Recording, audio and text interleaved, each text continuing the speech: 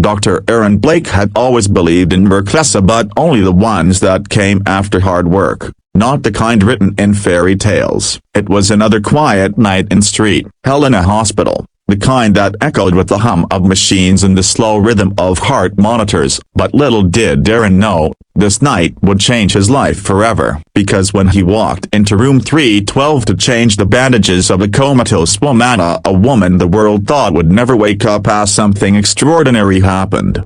Her name was Isabella Hart, a billionaire entrepreneur known for her luxury resorts and iron will. A car crash 3 months ago had left her in a deep coma, and doctors had quietly begun to lose hope. The tabloids had already written her off, calling her the sleeping heiress. Yet Aaron never treated her like a lost cause. Each evening, when his shift was almost done, he made it a habit to visit her room. He spoke softly to her, telling her about the weather, the patients, and even about his struggle as to how he was juggling 3 jobs just to pay off medical school loans, how his mother was sick, how sometimes he doubted if being a doctor was worth it. He didn't know why he talked to her. Maybe it was because she looked peaceful. Maybe he needed someone to listen, even if they couldn't answer. That night, as Aaron carefully peeled away the old bandage from her shoulder wound, he noticed how pale and fragile she seemed. He replaced the dressing gently, whispering, "You're stronger than they think,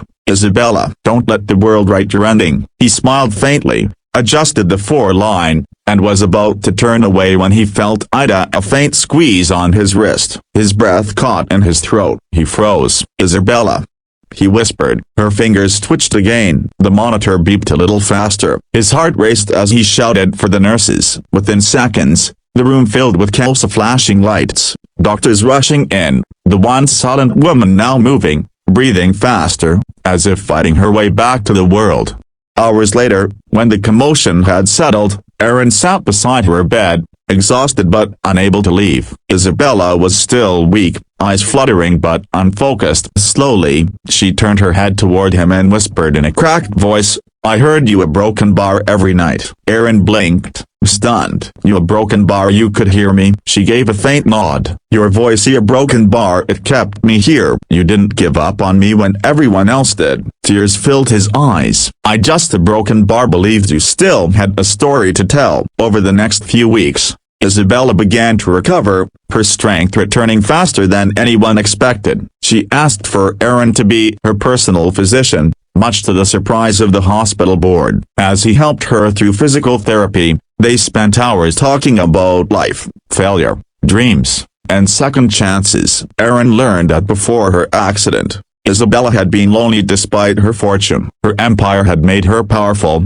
but not happy. Now, with her second chance at life, she wanted to change that. One day, as she practiced walking again, Isabella told him, "When I was in the coma, I wasn't lost a broken bar, I was trapped. I could hear everything, the machines, the doctors, the silence. But your voice, your own a broken bar, it gave me something to hold on to. You reminded me that I still mattered." That confession broke something inside him and healed something else all at once. For the first time in years, he felt like what he did truly made a difference. Months later, when Isabella was fully recovered, she invited Aaron to her home, a sprawling oceanfront estate that looked like something out of a dream. He thought it was just to thank him, but she surprised him again. "I'm starting a new foundation," she said, looking out over the waves. "For people who can't afford medical care, for hospitals that lack equipment. I want you to lead it. You showed me compassion isn't a skill, it's a choice. Let's make that choice for others." Aaron was speechless. All those nights of exhaustion, all those doubts, they suddenly made sense. Life had led him here, to a woman who reminded him that hope can wake up, even from the deepest coma. Together, they launched the Heart Blake Foundation, funding medical programs and supporting underprivileged patients around the world. Years later, at a charity gala, when reporters asked Isabella why she trusted a young doctor over seasoned executives, she smiled and said, "Because when I was unconscious, he spoke to me as if I could hear him. And when I finally did, I realized that sometimes the smallest kindness can awaken a soul." And as for Aaron, he finally understood that miracles do happen, but only when heart meets heart. when belief is stronger than doubt. That night in room 312 wasn't just the night a woman woke from a coma, it was the night hope itself came back to life.